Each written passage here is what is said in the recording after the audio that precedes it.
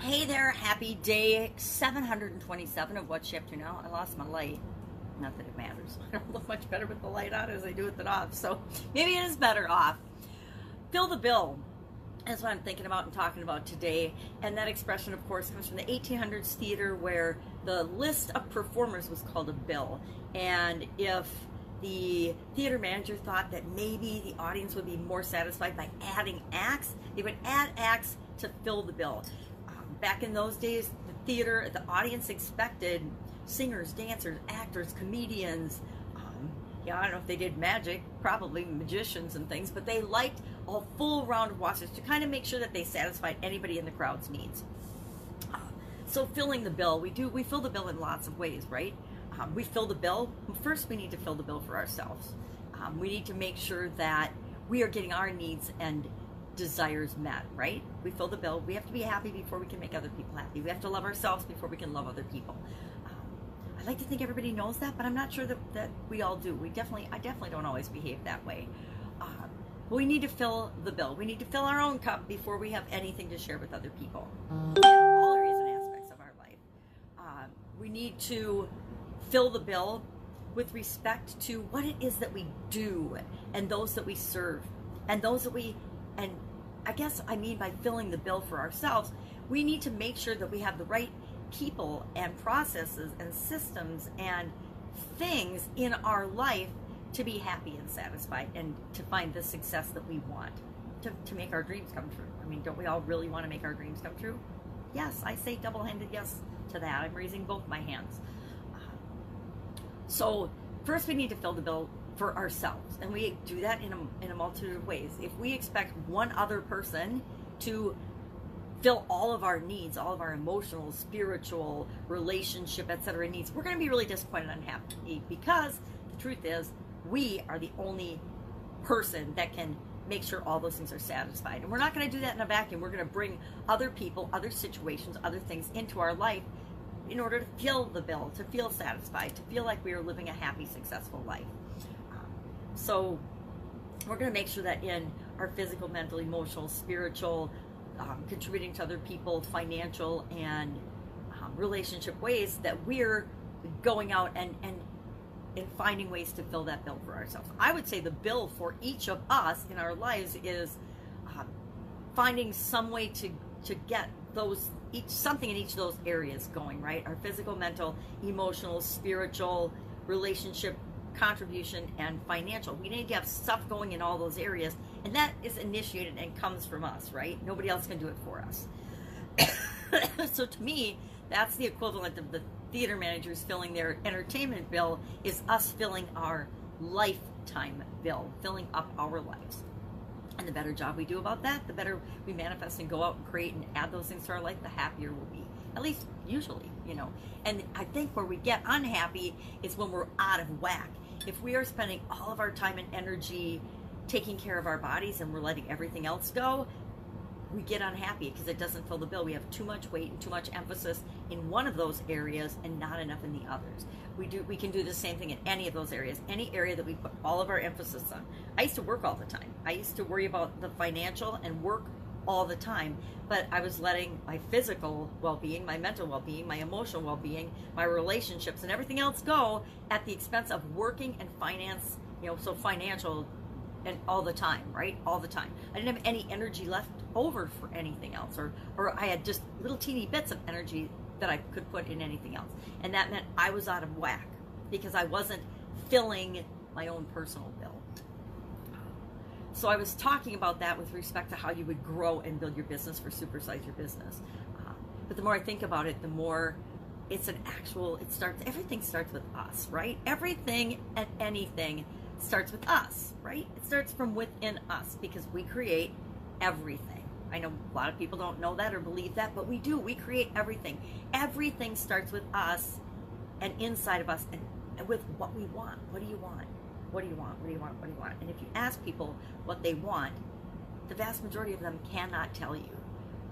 It's scary but true. So I'm actually doing a challenge with Mel Robbins. I just found out about it like the middle of the month, and I'm trying to catch up. It's a month-long challenge called Best Decade Ever, and it's all about dreaming big, dreaming much bigger than we've ever allowed ourselves to dream in the past. So it's really fun. I think I'm only on about the third or fourth day of doing the actual exercises. I'm trying to listen ahead in case they all go away like a lot of challenges do nowadays, but I'm doing the exercises in the workbook as per her instructions. So I started on like probably day 21. I think it was beginning of week 3 for them. So I am actually then going back. I'm listening, but then I'm going back and I'm doing assignments day 1, day 2, day 3, day 4, day 5. So I can actually experience it the way I'm supposed to experience it, or should have experienced it if I had found out about it at the beginning of the year and started then. Also, one funnel away. I'm starting my challenge, Live Thrive Challenge. I decided February 3rd. And now today is the 22nd, so I'm gonna have to haul it, isn't it? No, today's the 25th. Oh my God, today's the 25th. So I'm gonna have to really hurry up on that. I just thought about that today. Now, I reserve the right to change my mind and move it to the 10th. But there's 2 other big challenges that I personally know of that are happening on the 10th. The One Funnel Away Challenge and the Kelly Roach is doing a challenge. I just listened to hers for the first time in January, and she's doing her February one on the 10th too. So I'm not sure I want to start when I know that, and I guess it doesn't matter because they're not the same people that I'm targeting. So maybe it doesn't matter. Maybe I could start the 10th, but I'm thinking the 3rd right now. I think I want to do my first live run through on the 3rd. Thinking I'll do it on my Thrive Challenge page. It'll be the Live Thrive Challenge, and I'm going to target an incredible group of people, which I haven't said yet. So I better start doing that today, or I'm not going to have anybody in it. And I'd like to have people in it, right? We always want to have people in our challenges. So Live Thrive Challenge starting on February 3rd, Monday, February 3rd. It will be a 10-day challenge. I think I'm going to model after, I've already got it. I've got my way, but I'm going to tweak it like the Kelly Roach model, I think. So I need to rally and fill my bill with some help and support for that in order to pull it off the way I want to pull it off and to provide an amazing experience and service for the people that we serve and the people that participate in that. So I need to enlist the help of a couple of people for that. That I haven't had a chance to because we're selling our home, and that has taken up the last couple of weeks of my time. The vast majority of the time that I could do on other things, I've been doing it and working on that, which is fine because I'm old and I always have time to do challenges, right? Still doing the 365-day fun challenge this year. This year's all about fun. Last year was all about happiness. The year before that was all about stretching my comfort zone, doing one thing a day that scared me. I don't know why I decided that this online video thing was going to be the thing that I do every day. It's kind of a big commitment. I mean, there's days like today where I look awful and I just don't even want to get on camera. So that's what the podcast is for, right? Anyway, fill the bill. So filling the bill, challenge. I love challenges. They're fun. I'm sure I'm not sure if I'm going to lead a group through the One Funnel Away Challenge on February 10th or not. I haven't really decided. I've got several groups that I've led through that, or I think that'd be my 5th group. So I already led a bunch of groups through it. Might or not. Might just focus on doing my own thing this year. And I've got a huge recorded library amassed from doing the challenges before with people, so I can always introduce people and bring people through it that way, and then just do like a once weekly live Q&A to make sure I'm serving them really, really well. So putting together the components of the Live Thrive Challenge, working on the house. We've got multiple offer situations, so I have to hand that off to my attorney today and communicate with the people that I showed the house to, because I've showed the house to some people, my ex has showed the house to some people. We've gotten offers across the board, so we're just like, give it to the attorney and let him deal with it. I decided that it's a lot less stressful, right? And done such a good job of fixing up the house and getting it ready to move on to another family that will be really happy there. It's a great way to close out the divorce situation, and I want to keep it on a high note. I don't want to have to deal with the details of this, so I already decided, contacted my attorney yesterday, and I said, okay, we need help with this. Can we just send it all to you? So he said, absolutely. So that's what I'm going to set in motion today, is I have to set that in motion today, make sure that that gets handled. Anyway, if I can help you in any way, shape, or form, hit me up in the comments below. Just ask.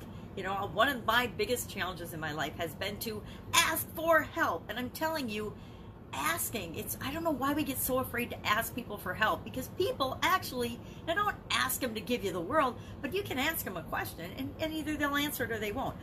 Whenever anyone asks me a question, I answer it. I don't not answer it. And if I don't know the answer, I'm going to tell you, okay, I feel stupid, but I don't know the answer, but I'll find out, or ask so-and-so, or I'm going to forward your question to so-and-so, and they can help you with this, right? But always ask. The worst thing that's going to happen if you ask someone something is they're going to say no. Well, how many times have we heard no in our life? Like hundreds of millions?